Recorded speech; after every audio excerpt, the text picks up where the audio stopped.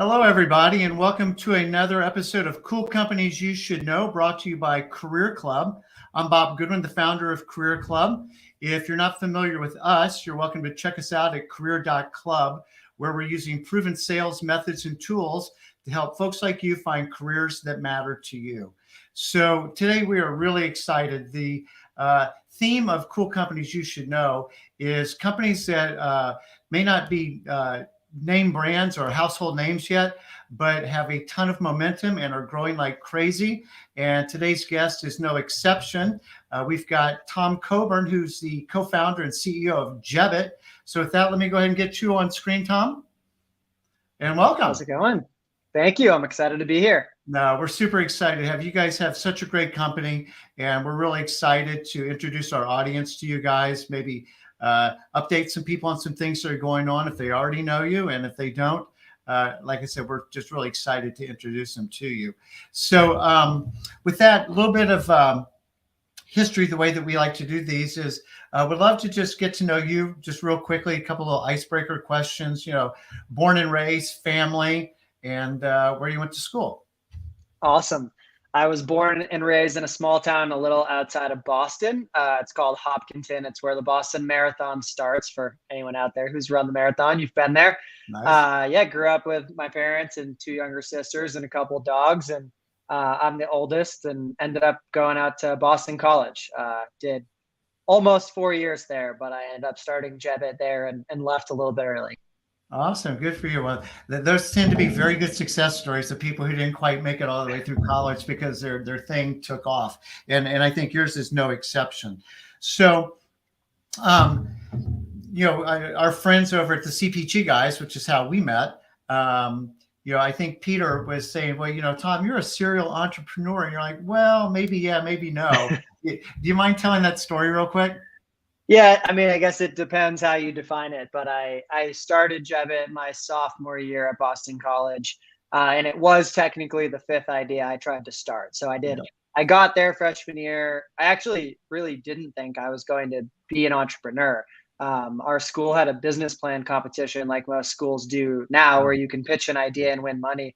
And to be honest, I was just trying to win the money that I was going to use to go try to pay for medical school, which is what I thought I was going to do because I was studying biology. And but we ended up working on 3 different ideas freshman year. None of them worked. Tried a different idea at the start of sophomore year, didn't work, and then started Jebbit the second semester of our sophomore year. So I guess in that sense, serial entrepreneur, if you want to count 4 very short failures and then eventually Jebbit. Hey, well, if you figured out a great idea at 19 or 20, that's pretty good. Fair enough. So you guys are in the zero party data space. So I want to get into in just a minute, what the original founding idea was and that. But do you mind just explaining zero party data real quick for folks who may not be familiar with that term? Yeah, it's a brand new term that Forrester is using, and really zero party data is a type of first party data if anyone is, not familiar with zero party data to start. But it really just means data that a consumer willingly gives you. So as a consumer, which we all are, obviously, anytime you answer a question for a brand in a quiz, or you fill out a form for them, or you give them your email address with consent, you are providing zero party data. And there's a whole host of things happening in the world with privacy legislation and Apple and Google making some pretty big changes to the advertising industry. But the spark notes of it all are that brands have to get more of this zero and first party data if they want to be able to win in the future. It's really the only path forward. And it's the best way anyways. It's the most accurate data, and it's data you get directly from your customers with their consent. So you're not being, creepy and buying data on them and things like that. Yeah, I mean, even implied in that, right, is a level of trust, which is what every brand wants. Exactly. Right? To your point about not being creepy. So, but winding the tape back, at the risk of now figuring out your age, when was Jebbit born? How long has Jebbit been around? Yeah, I'm 30 now. We started it technically 10 years ago when I was 20, or maybe I was 19. But we started it in school. I left school in 2013 to do it full time. So I would have graduated that May, but I left in January. And so what was the founding idea? What was the business problem or the kind of the gap in the marketplace that you guys identified? Yeah, like many early stage startups, we've pivoted multiple times. I Yeah. think it took us about, I'd say it took us about 8 years to really find product market fit. So not the fastest path, but to tell the story quickly, Yeah. the very original idea was I was watching a TV show on Hulu and I had a 30-second video ad before the show and I ignored it and went to Facebook. And I realized the brand was totally wasting their money. And I thought, what if we attached a question to the ad that verified you learned something from the ad and paid attention? And what if we only charged the brand for that answer and we actually paid users money for answering correctly? So you could get paid money to watch TV, which as a college student sounds great to me. Good. Yeah. We never actually launched that product, but we did win the business plan competition with that idea. And we launched kind of a simpler variation of that, which was a website that college students could log into. So you Hmm. had to have a .edu email address to get access. And you would get paid money to watch videos for brands and answer questions about them. So it was kind of a paid survey approach. And Yeah. we ran that I company for was, about 2 years. yeah, to your point about college kids watching TV, I think if you could come up with an idea that has anything to do with free food, free beer, or free entertainment, you're well on your way to a good idea. Yeah. Um, so I guess you kind of already started kind of anticipating the next question, which is, you know, what other people were doing was, just, well, here's an ad and people aren't engaging with it. And I think that's what you're starting to, or had started to kind of get at is, but are they really engaged? Hmm. Right? It's one thing to buy eyeballs. It's Hmm. something else for the consumer to actually be engaged.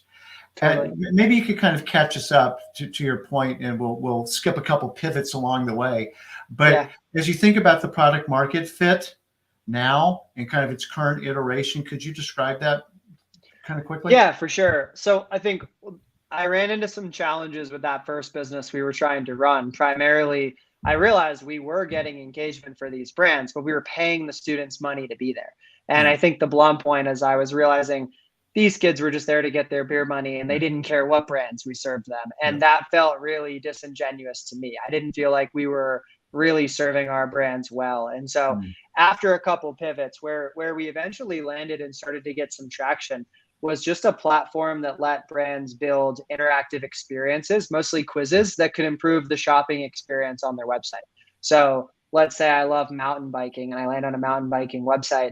The quiz might say, answer 5 questions and we'll recommend the right mountain bike for you. Yeah. And we built that software that lets them quickly build that. Because if you're a marketer at that mountain bike company, it's probably going to take your engineering team a lot of time if you can even get on their radar to build that Yep. out for you. And we built the software where without touching a line of code in under an hour, you could build that quiz out, set up all the logic, and get it on your website. And that started to really work. And we raised our Series A around that, and we started growing Mm. around that. And it was through that we honestly stumbled into because I think I don't know if you explicitly made this point, but to just say it, I was not sitting there in college thinking about the privacy legislation that might be Mm. coming in 7 years and the way that the consumer data industry would change. Mm. But as we saw that happening in 2017 and 2018, we realized, wow, we actually have a Yeah. phenomenal way to get consumers to declare data about themselves in a way that's not incentivized. When someone does that quiz as a consumer, they're doing it for genuine reasons. They care about mountain biking and it's going to save them time and give them a Mm. recommendation of the right Yeah. mountain bike for them. No, that's super cool. And then, so when you're speaking with a brand or a retailer, what's the explicit need that they're feeling that you're like, oh, I can go solve this for you? It depends on the level of seniority of the person you're talking to. And simplify it into 2 buckets. I think executives at companies are really thinking about the long-term data strategy. And so Yeah. we're able to go in and tell them stories of how some of our customers have now had over 100 million questions answered from dozens and dozens, if not Wow. hundreds of these experiences. If you're talking to someone more in the day-to-day of the marketing org, they normally have much more of a short-term need. I need to capture 1 million email addresses this quarter. I need to increase the conversion rate on our website by 0.5%, whatever it might Yep. be. And so when we are talking to folks that have more of that problem, for them, we talk more about how this quiz tomorrow will help you engage more people, capture more leads, drive more sales, etc. So I think the beauty of what we do is in one experience, you can both solve the needs of the lower level marketer that has this short term Yep. objective while also helping the company transform their data strategy, which is something they're thinking about for years down the road. Yes. And to your earlier point about like Google and Apple, I mean, it's just getting harder, right, for marketers to really accurately connect with consumers. And I think the sort of the genius of what you guys have come up with is you're just like, well, we're not even going to play that game. That's not even a game we're solving. Let's just go directly and build a relationship with our consumer and bring value in that relationship. And the byproduct of delivering value is you guys get this zero-party data. 100%. It is crazy to me that no one built Jebbit before of what we're doing, and thank goodness. from the day, and I'm obviously I'm thankful for that. We've been able to build it and have some success so far, but I understand why it was never built from the data perspective, right? Because there wasn't this legislation, and the fact of the matter is it is easier to just buy third-party data than go develop relationships directly with your customers and get the data. But I'm surprised from just the shopping experience standpoint, it was never built, right? Back in 2015, when we were starting this, we were meeting all these brands who had a desktop website where you'd go and you'd have 50 mountain bikes there, and they knew all their traffic was starting to come on mobile where people have shorter attention spans, and all they did was shrink it down. They never thought about reinventing what that buying experience could be. And so I think that's what we've helped try to pioneer and try to get going. No, super cool. So maybe to that point, in January, you guys got a very significant investment from Vista Equity, $70 million, if I'm remembering correctly. Correct. And for folks on the phone or on this call, if you're not familiar with Vista, they're the premier technology PE firm. And I think they still have 100% track record of picking winners, which is like 300 plus investments in, or whatever the numbers are now. My background at Numerator and InfoScout, we were part of the Vista portfolio, and it's a huge compliment to you that not only did you get their attention, but you got their investment. So huge props. With that said, what do you believe, or what did they tell you that they really saw in Jebbit that said, we want to put a pretty significant stake in you guys? Yeah, we are super grateful and excited that they decided to come on board and they're our new partners. I think first and foremost, they saw a healthy business that was growing nicely over the last couple of years as we've been getting more traction and really starting to execute well, which I'm, guessing those are the first things they care about, right? Growth rate, retention, sales cycles getting shorter, all of those metrics that any investor cares about. But I think to give them a lot of credit, I think they spent a lot of time studying the market, and I think they can see where this is going and the importance that zero-party data is going to have over the next 5, 10, 15 years. And, that's getting more obvious to everyone as more quarters and months go by. But I think they were one of the earlier ones to really recognize that and see what's happening. And I know they've spent a ton of time talking to everyone in the space and did a lot in their diligence with us as they met us and they were trying to figure out if they wanted to make the decision. But I think if you talk to any of us in the space, and I talked to a lot of the other companies in the zero-party data space as well, like all the other CEOs, and I agree, we're still in maybe the second inning of brands actually prioritizing zero-party data. So, and as you know from we talked about earlier, most people still don't even know what the term is. So it's definitely brand new. No, super cool. And this is publicly available, so I'm not telling anything out of school, but the Endeavor Fund, 10 million minimum in ARR, right? So you guys were already doing well. And I think the quote was 300% increase in new business year on year. Correct. That's phenomenal. And that's before the investment. So, where do you guys see, allocating some of these dollars as you think about chip allocation? Yeah, like most software companies, it's hiring people. That's the primary use of funds.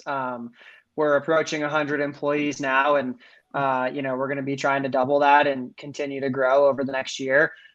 So we're really revamping, our hiring process and our onboarding process and all of those things, because they start to break once you start scaling at those types of rates when you haven't been used to it. But outside of that, I think some of the obvious places will be investing more in marketing and in partnerships.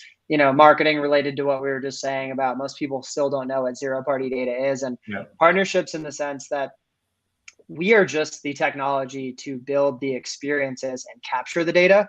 Yeah. We are not the end place the data lives, right? We're not the end data warehouse. We are not the place you use to then actually use that data to send personalized emails or run retargeted Facebook campaigns. So we are partnering and integrating with all of the major marketing technology players in the space. And it's our vision to just be the gold standard of zero party data that we can provide to all of them and their customers. No, totally makes sense. And, again, for our audience, one of the reasons, I was so excited to talk to you is you're just like poster child for the thesis of Career Club, which is, again, companies that are raising significant amounts of money are scaling like crazy, and they're hiring across all functional areas. But to your point, I call that scaling out, but they're also scaling up.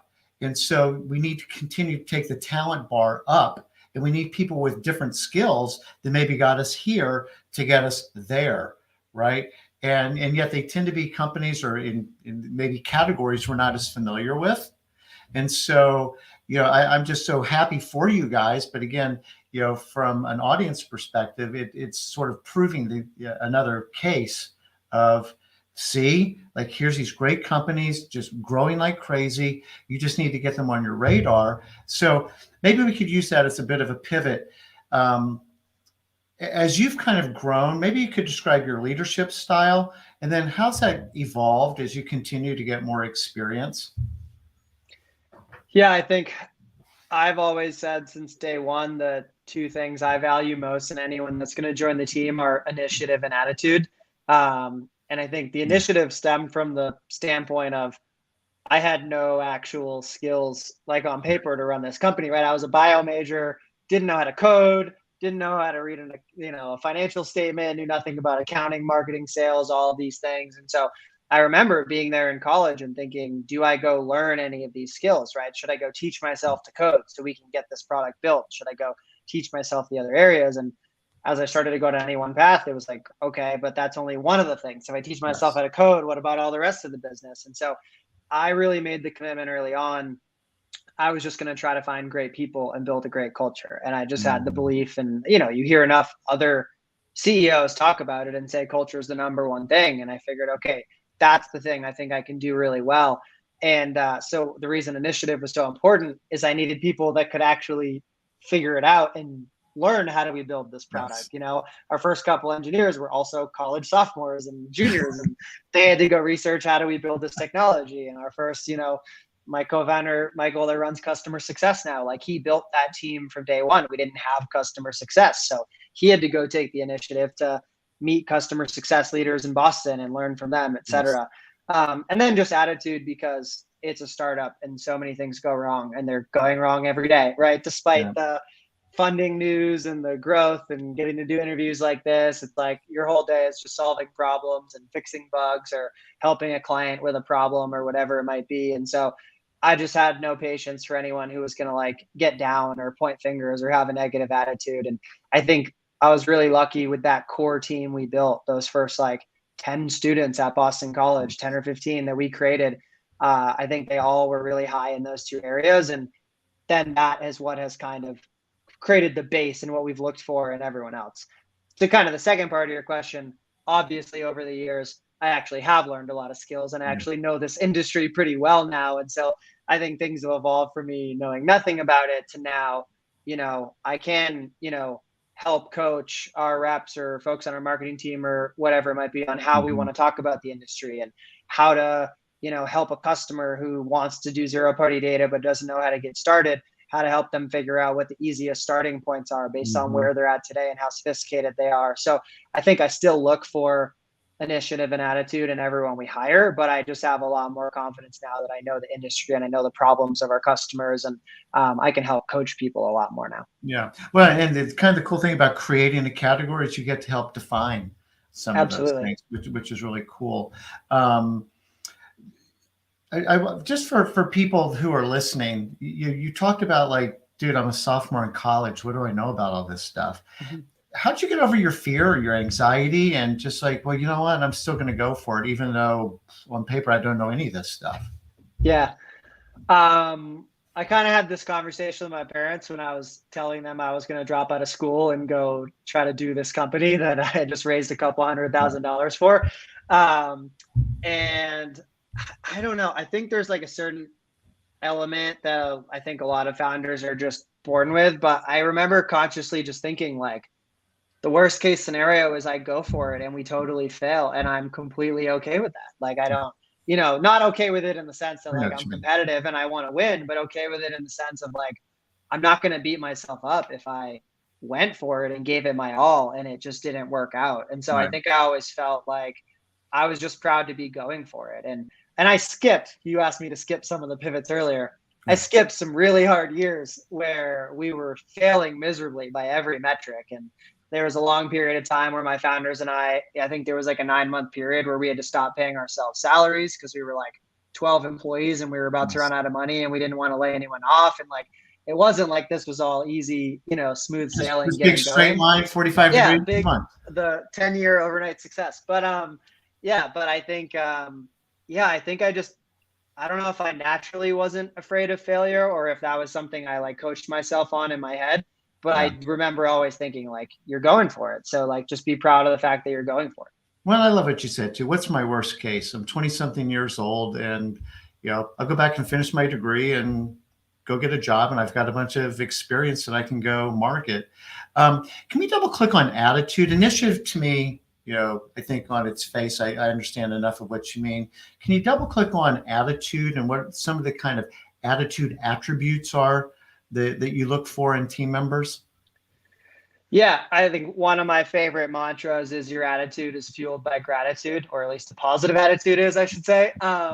And so I'm very big on gratitude. Like I'm someone that does the right 3 gratitudes down every morning, whether it be a big thing or a little thing, like enjoying your cup of coffee or whatever it might be. And I think that one day I asked Michael, one of my co-founders, like why he stuck with it through all the really hard years when we were like failing miserably and not paying ourselves salaries and things like that. And I didn't remember saying this, but he told me that one day I came in to the company and we had raised $2 million. We had burned through probably half of it. I think we had like $1 million left. We had shut down the college website because we were pivoting, but we didn't know what we were pivoting to yet. So we had no business. We had stopped doing revenue. We had no business. And I said, look, we could look at this as we've burned half our money. Our investors are probably getting worried and we don't have a business and we're not doing any revenue. Or we can look at it as we have $1 million in the bank to go build anything we want. Like we've got this great team of, I think we were 8 or 10 people at the time. And what would you have all thought if 2 years ago I was like, hey, we have $1 million to go build anything we want? And he said that line really stuck with him. And I think that's the type of like gratitude I'm talking about. Is do we want to focus on all the problems or do we want to focus on how grateful we are for this opportunity? And I think if you have that and you foster that, I think it helps when things go wrong and it leads to less negative stress and less finger pointing and less of the things that I try to make sure are not part of our culture at all. Yeah. What else besides gratitude? What do you see in teammates, and people that like you haven't worked with for 10 years, but they've joined the company the last 2-3 years, a year, whatever. Like you've got your eye on them. What are you seeing in them? I think curiosity is also another really important thing. I don't know if that fits into attitude specifically, but I think the ones who are one of the things that surprises me is I'll offer my time to anyone at Jebbit that wants it. And it's a minority of people that proactively request it and want to ask a ton of questions. Yeah. But the ones, I mean, this isn't true 100% of the time, but I think the trend I see is the more someone is just super curious and has a million questions and just like really wants to learn, I tend to find they're someone that ends up, really thriving and really doing well. So I think that's a quality that's really important. We're really big at Jebbit of asking for help is a strength and not a weakness. I think that's something that we talk about all the time. But the flip side of that is you're creating the culture is people have to actually respond to those requests for help, right? When someone raises their hand and says, hey, can you help me with this? If everyone else is like, I'm so busy with my stuff, I can't stop and help you, then I can sit there and say, ask for help. It's a strength until I'm blue in the face. But human nature is you're going to stop asking. If the first time, 5 times you ask, no one responds. And so one of the things I hear a lot from new employees at Jebbit who are talking about their first 2 or 3 months is they're amazed at how helpful everyone is. And they're amazed at how much people will give up their time, where they'll ask someone and that person like drops what they're doing and spends 25 minutes with you to help you solve a problem or help you learn something. And I think we all know, especially going into a new industry, which we continue to hire people at Jebbit all the time that have no experience in the marketing tech world, right? So, if anyone is watching this and thinking, oh, Jebbit sounds like an interesting culture to me, but I don't know if I have the fit, highly encourage you to still talk to us because we're looking for those intangible qualities that I'm talking about. And so I think a lot of people join and they're afraid to ask the dumb questions. And that's something we're trying to completely eliminate, right? There is no dumb question, but it requires everyone who's here and who's been learning, when they do get that request for help, to actually prioritize it. And so this is exactly like why we wanted to do this.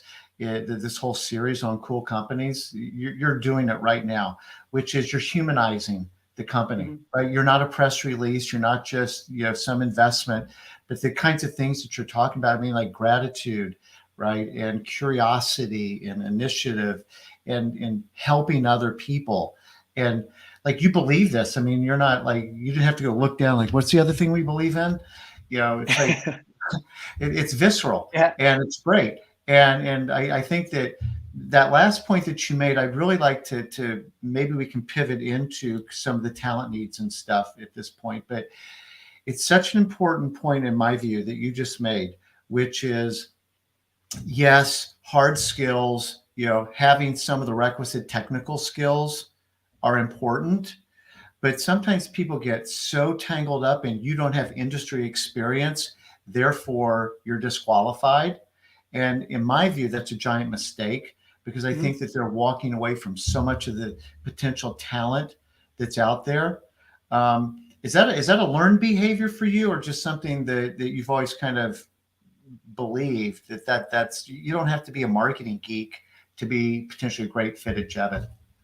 I mean, for us, that's just my own experience. I was studying biology and I launched this marketing company. So to me, it's just like, how hypocritical would it be if I was sitting here today and I was like, nope, you need to have a lot of marketing tech experience to join Jebbit. And of course, look, there's exceptions here and there of like really senior roles where it's actually pretty important to know the whole marketing tech landscape and things like that. But like, generally speaking, it's just my core belief of, if you get the right people in and you create the right culture, they can learn the X's and O's. They can learn, what zero party data is and what a CDP is and how our integrations work and all that stuff. Like, that stuff is not rocket science at the end of the day.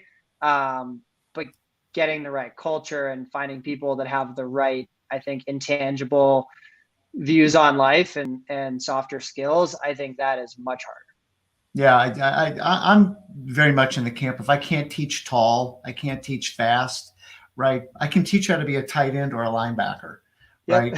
It's new information, but it's not difficult. It's just new, and smart people and motivated people will figure it out quickly. So starting to bring this home a little bit, as you guys think about some of your key talent needs functionally, what's sort of the top of your list? Well, the short answer is we're hiring across every department, like you said earlier, growing quickly. But partnerships is going to be really important to us. And so bringing on a global head of partnerships is something that's going to be a really important move here. Finding someone to lead demand generation for us on the marketing side, that's a really important one. More PMs and more engineers. I mean, we could never have enough of those. So those are really important. But yeah, we're hiring everywhere. Okay. And then also kind of the more back office things like HR and finance and things like that. Absolutely. Yeah. We'll probably be bringing on a CFO at some point, which is a role, I've never had in my 10 years of running Jebbit. Yeah. So that will hopefully be exciting. But I mean, it's one of the awesome parts of working with Vista, like you were talking about earlier, is they've just seen so many companies scale, from where we're at to where we want to go. And so, they're really helpful partners and advisors on helping us think about where we need to add talent. Cool.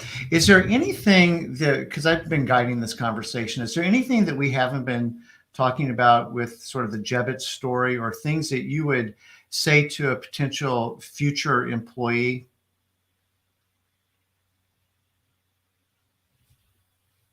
I don't think that we haven't covered off on. I think if I started talking, I would rant about initiative and attitude again, and the important things there. So no, nothing that's coming top of mind. Okay, cool. If somebody wants to learn more about Jebbit, what's the best way to do that, Tom? Jebbit.com. There's also a bunch of videos on YouTube if you want to see more of our interviews or customers talking about us or things like that. But I'd start with Jebbit.com. Okay, cool.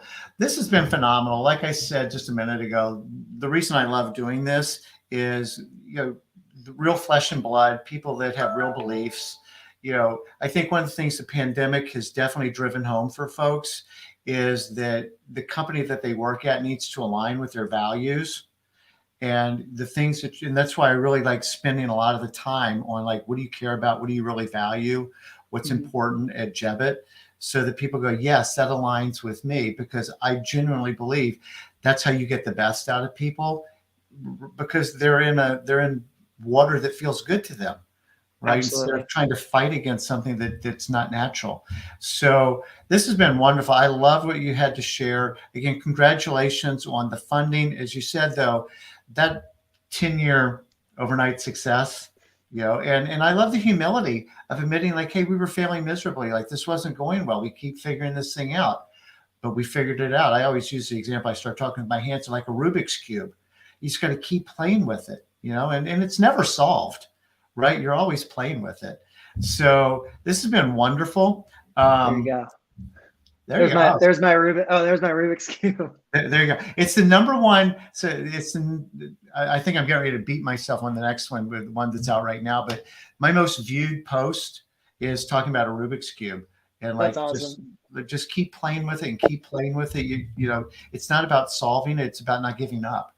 Absolutely. It's a persistence on it, and So anyway, this is great. We're getting some really nice comments in here. Looks like somebody says they want to see your Vista investment on the website. I don't know if that's on there yet or not. But I think if they just Google Jebbit Vista, I'm sure the article will pop up. I promise I'll find it. So, Tom, I just want to say thank you. Congratulations on everything. And we wish you nothing but more success. And again, I think we've got some really nice comments here from folks. And it's the kind of thing that I think is going to help you win this talent war. When you're competing with so many other companies, it's this sort of kind of thing you can see from the comments that people really value. So I thank you. Wish you a great rest of the week and a great weekend. And thanks for spending some time with us today. For our audience, I just want to say thank you. This is all available also as a podcast. At least it will be in about 5 minutes from now. And thank everybody for investing a few minutes to learn about Jebbit. And again, Tom, thank you so much. Thank you. Cheers.